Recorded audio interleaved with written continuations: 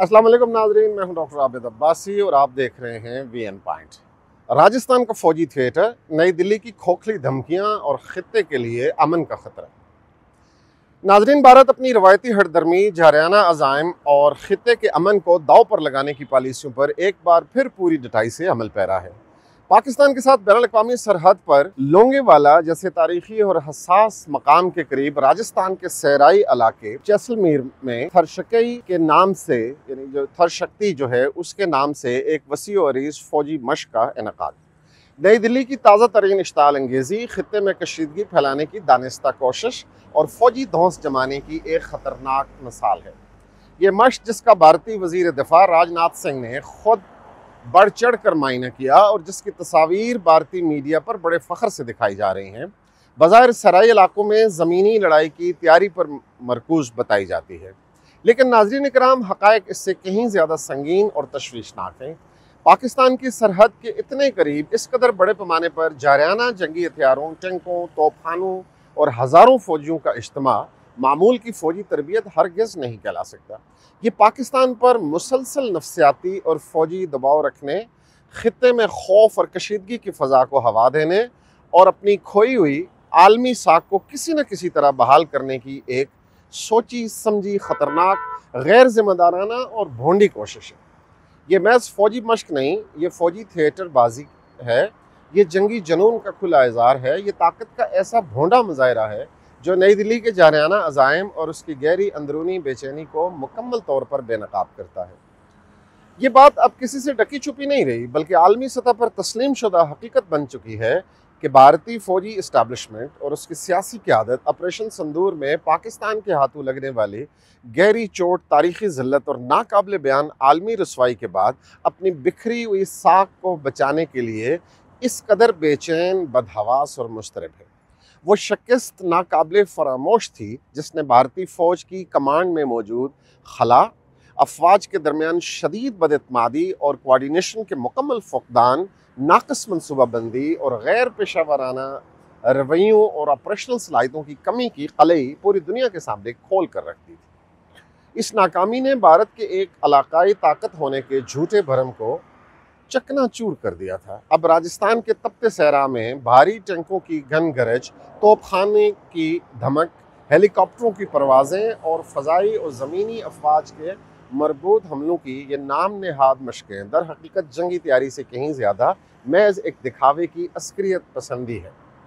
ये अपनी उस मायूसी, बेयकीनी का शिकार और शिकस्त खुर्दा कौम को झूठी तसल्ली देने की एक भोंडी कोशिश है, जिसे वो पहले ऑपरेशन संदूर में फ़तह के झूठे ख्वाब दिखाकर बुरी तरह बेवकूफ़ बना चुके हैं। ये मशक़ें भारत की उन गहरी अंदरूनी कमज़ोरियों, उसकी फ़ौजी नाकामियों, उसकी क़यादत की बदहवासी और आलमी सतह पर होने वाली सुबकी पर पर्दा डालने की एक नाकाम और काबिल मज़म्मत कोशिश है। वो समझ रहे हैं कि इन टैंकों और तोपों की नुमाइश से शायद ऑपरेशन संदूर का दाग धुल जाएगा, उस बदतरीन शिकस्त का दाग धुल जाएगा जो उन्हें ऑपरेशन संदूर की नाकामी की सूरत में उठाना पड़ा और अब दुनिया उसको तस्लीम कर रही है। लेकिन वो ये भूल रहे हैं कि तारीख़ ऐसे ज़ख्मों को कभी फरामोश नहीं करती। लेकिन नाज़रीन इकराम, भारत की ये ताज़ा तरीन जारियत और सरहद पर फ़ौजों की ये गैर मामूली इज्तिमा सिर्फ दिखावे का नहीं, बल्कि ये इलाकाई इस्तेहकाम की इंतहाई संगीन और फौरी ख़तरात पैदा करने की मिसाल है।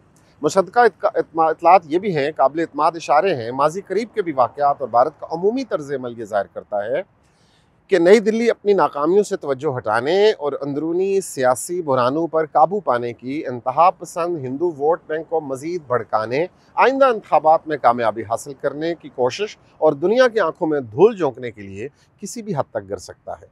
शदीद और काबिल यकीन खदशा मौजूद है कि भारत एक और फॉल्स फ्लैग ऑपरेशन पुलवामा की तर्ज का, जैसा कोई ख़ुद साख्ता और बुज़दिलाना ड्रामा रचाकर इसका इल्ज़ाम पाकिस्तान पर डालने की मज़मूम कोशिश करेगा।